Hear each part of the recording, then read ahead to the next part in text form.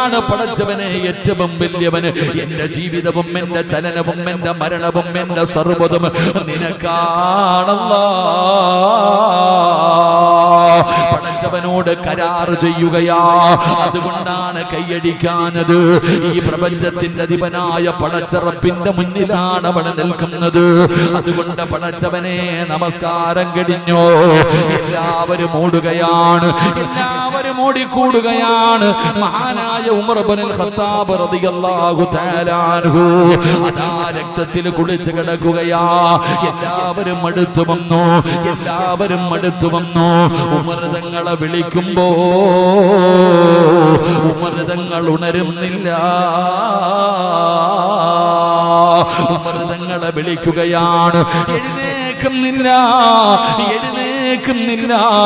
സ്വഹാബത്തിന് വലിയ വിഷമമാവുകയാണ്. അപ്പോഴാണ് പള്ളിക്കകത്തിരിക്കുന്ന ഉമർ ഇബ്നുൽ ഖത്താബ് റളിയല്ലാഹു തആല അൻഹുവിന്റെ പ്രിയപ്പെട്ട മകൻ പറയുകയാ, എന്റെ വാപ്പ എഴുന്നേക്കണോ, എന്റെ വാപ്പ എഴുന്നേക്കണോ. ഞാൻ പറയുന്ന ഒരു കാര്യം ആരെങ്കിലും ആ ചെവിയിലൊന്ന് പറഞ്ഞു കൊടുക്ക്. എന്റെ ഉപ്പാന്റെ ചെവിയില് ഞാൻ പറയുന്ന കാര്യം നിങ്ങൾ ആരെങ്കിലും ഒന്ന് പറഞ്ഞു നോക്ക്. ഉമർ തങ്ങളുടെ ചെവിയില് എന്തേ പറഞ്ഞു കൊടുത്തത് എന്തെന്നറിയുമോ? നമസ്കരിക്കാൻ സമയമായി, നമസ്കരിക്കാൻ സമയമായി, നമസ്കരിക്കാൻ സമയമായി എന്നാരെങ്കിലും ഒന്ന് ചെവിയിൽ പറഞ്ഞു കൊടുക്ക്. ഒരു സ്വഹാബി ഉമർ തങ്ങളുടെ ചെവിയിൽ പറയുമ്പോ, നിസ്കാരമെന്ന് പറയുമ്പോൾ ഞെട്ടിയുണരുകയാ. ഒന്നാമത് ചോദിച്ച ചോദ്യം എന്തെന്നറിയോ? സ്വഹാബാ, നിസ്കരിച്ചോ സ്വഹാബാ, നിസ്കരിച്ചോ സഹാബാ.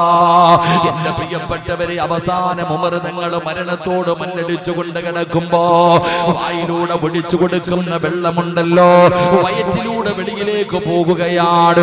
പടച്ചവനെ, മരണത്തിന്റെ അവസ്ഥയിൽ കിടക്കുമ്പോ എല്ലാവരും അടുത്തു വരുന്നുണ്ട്. ഉമർ തങ്ങളെ സമാധാനിപ്പിക്കുകയാ, ഉമർ തങ്ങളെ സമാധാനിപ്പിക്കുകയാ. എന്നിട്ട് എല്ലാവരും ഇങ്ങനെ പിരിഞ്ഞു പോകുമ്പോ യുവത്വത്തിന്റെ നടുവിലൂടെ നടന്നു പോകുന്ന ഒരു ചെറുപ്പക്കാരെ കടന്നു വരികയാണ്. ഉമർ ഇബ്നുൽ ഖത്താബ് റളിയല്ലാഹു തആല അൻഹുവിന്റെ ചാരത്ത് കടന്നു വന്നു. ഉമർ തങ്ങൾ ഖലീഫയല്ലേ, മരണത്തോട് മല്ലടിച്ചുകൊണ്ട് കിടക്കുകയല്ലേ.